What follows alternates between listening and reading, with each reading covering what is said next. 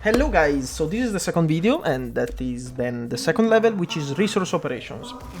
To start things off, I really just want to talk about the difference in difficulty between Doom 2016 and Doom Eternal. Before I do that though, I want to talk about the increased difficulty in Doom 2016. So, what does exactly Nightmare difficulty means on Doom 2016? Usually, in any video game basically, when you raise the difficulty, what the developers do, and they tell you, is that they make the enemy deal more damage to you, and they make them tougher, so they requires more damage to be killed, you know. But instead, what they went and done for Doom 2016 was also increasing the aggression of the enemy AI, and that is really something I wanna compliment id Software still to this day, and yeah, that is something they have also kept for Doom Eternal. And actually, honestly, they just kept that. They only kept that. The increased enemy aggression. The enemies in Doom Eternal, sure, they do more damage to you, but they are not tougher on higher difficulty. They don't have more health. While in Doom 2016, they also have more hit points overall. And that is weird, because when you play maybe Ultra Violence or any other lower difficulty, and then you go up to Nightmare, you will notice that the demons are not going down that easily with what you're used to. Like the combat shotgun to an imp won't necessarily kill them with one hit. Maybe it will put them in a glory kill state. It will stagger them, but it won't outright them, kill them. And that is why I talked in the previous video about me not really liking the spread of the shotgun. Because when you raise the difficulty and you go play Nightmare and Ultra Nightmare, you will notice that the demons are not consistently dying with just one hit. The smaller demons at least. And that is frustrating, because you just want to make sure they're dead with one well-placed hit. And sometimes they're not. So yeah, for Doom Eternal then, don't have this. The enemies on Nightmare do not have more health overall, but they do keep the increased aggression, which is really something very, very incredible. Because to this day, maybe you've noticed, maybe you haven't, in many games, especially FPS that are coming out lately, there isn't that much, I will say, evolution, improvement of enemy AI. They're still very basic. Pretty much, I wouldn't even have an example at hand, but maybe you've noticed and maybe you haven't. I sure have, and that is something that is kinda not necessarily frustrating, but it's something I would have wanted to see more. Like, you know, decades passed, time goes on, and games are only getting better and better, but usually the AI behind the enemy isn't really improving that much.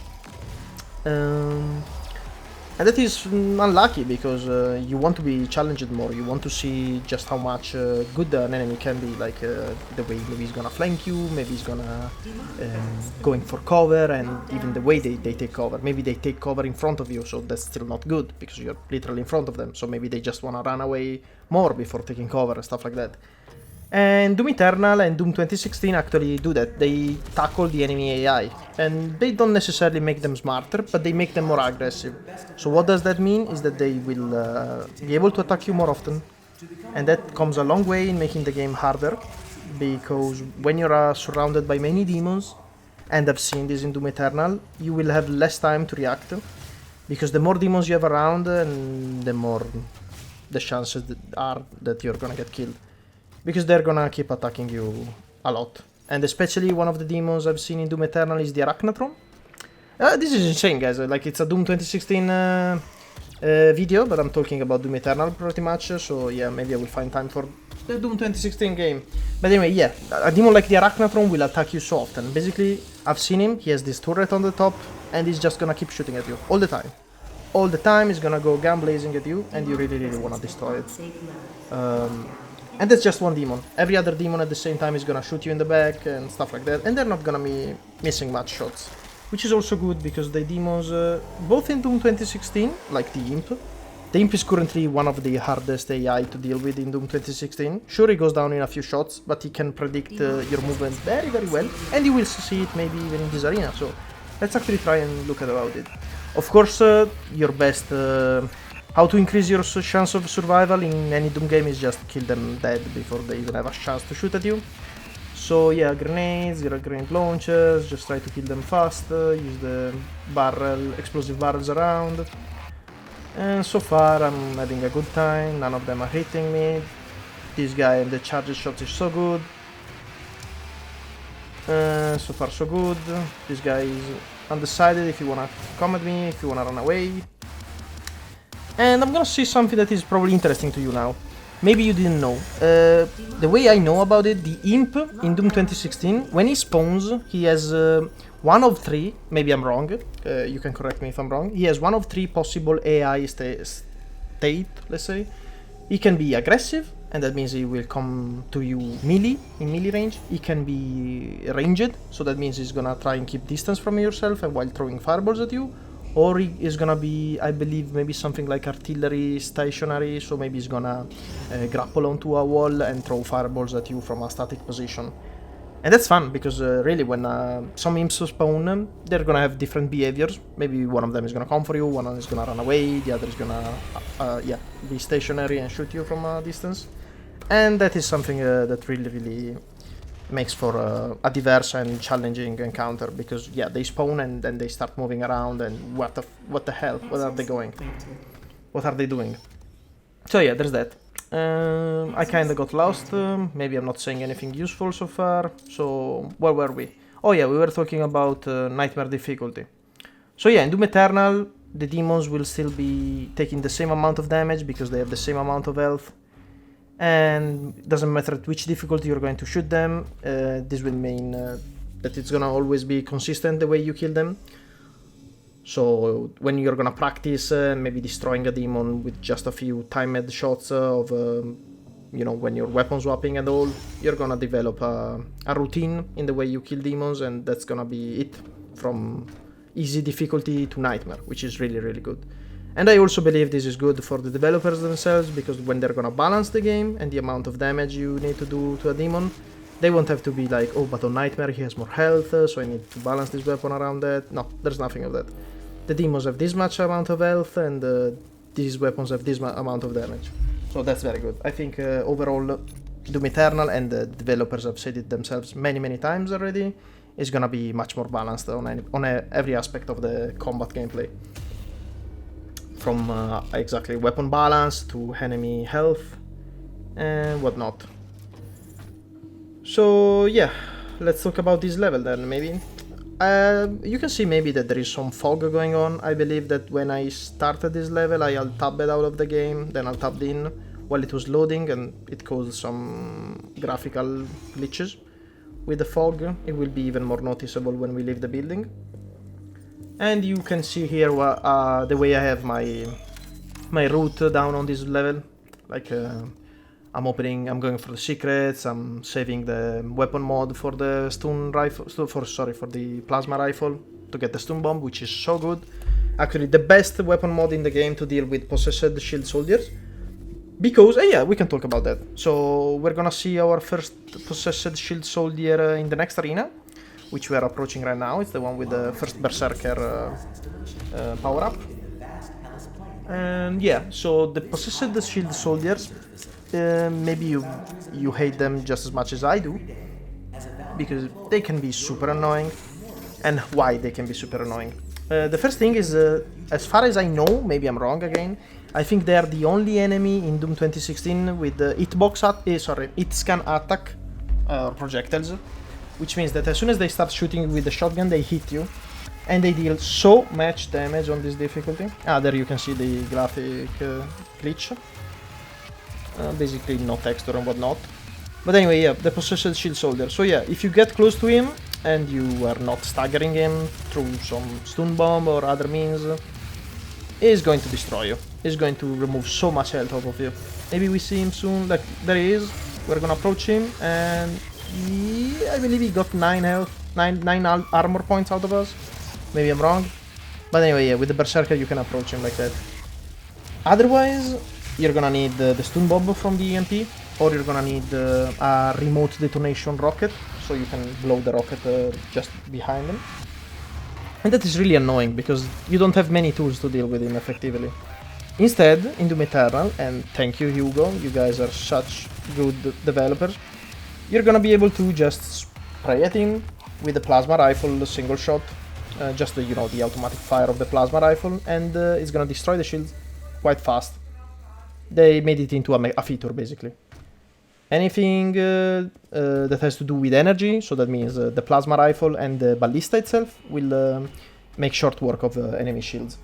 And that is not only going to work for the Possessed Shield Soldiers, but apparently also for the Doom Hunter, which is a new enemy coming in Doom Eternal, and he has a personal shield that we will need to disable before we can deal damage to him. And that will require, of course, energy weapons. So, okay, we've talked about Nightmare difficulty, we've talked about the Possessed Shield Soldiers, and how we're gonna approach, how we're gonna fight, basically, shields in Doom Eternal. What else?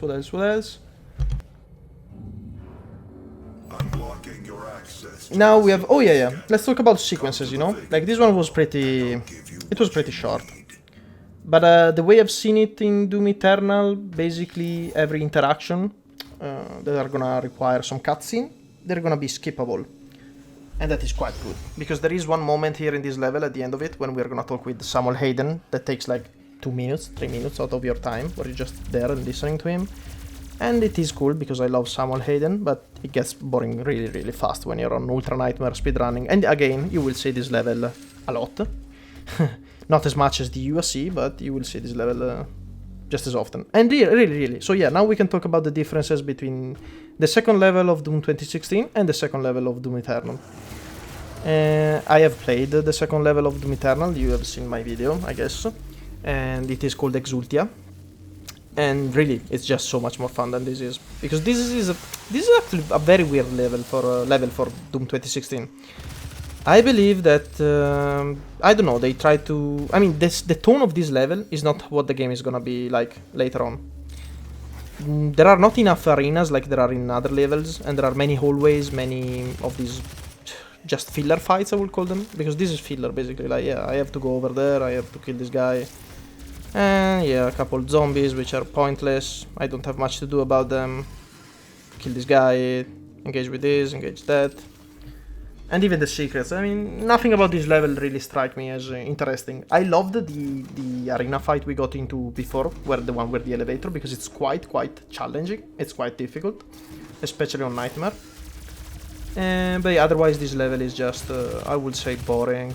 I mean, sure, you get the plasma rifle, but it's not even a fun weapon to shoot with. I just use it for the stun bomb, which is unfortunate. The rifle, you don't have a mod for it. And yeah, otherwise you're like going so many times in these vents, in these, like, wow, look at this. I mean, yeah, okay, I'm crawling into a vent. So yeah, this is probably the lowest point of Doom 2016, I would even say. The first level has its charm. It has that badass prologue. The third level is amazing, it's the Foundry, it's a very combat heavy, and this one level is just, I don't know, it's very technical as well when you are routing it for an Ultra Nightmare. Again, yeah, you need to understand the challenges, which are easy, like Variety is the Spice of Death, where you kill the possessed scientists in different ways. I mean, the challenges are easy, but they still require you some routing. And the secrets are also easy. But there's many of them. So yeah, this level is just a pain. It's pure... it's simply boring. Except for that particular arena I already talked about. Instead, in Doom Eternal, the second level, you're literally gun blazing. You're giving the dash. You're giving the blood punch. The hallways are good and engaging. There are traps. The variety of it. You are going through Hell. You're going through Argent Noor dimension. Whatnot. I mean, it's so... You even have a Slayer gate in the second level of Doom Eternal, which you may have seen on my previous video of, exactly of the gameplay. So yeah, I mean, it's mind-blowing. Doom Eternal is just mind-blowing in how much fun it's going to be and how much kicking asses you're going to do. And instead here you're just, yeah, you're listening to Samuel Hayden. Hello, boy.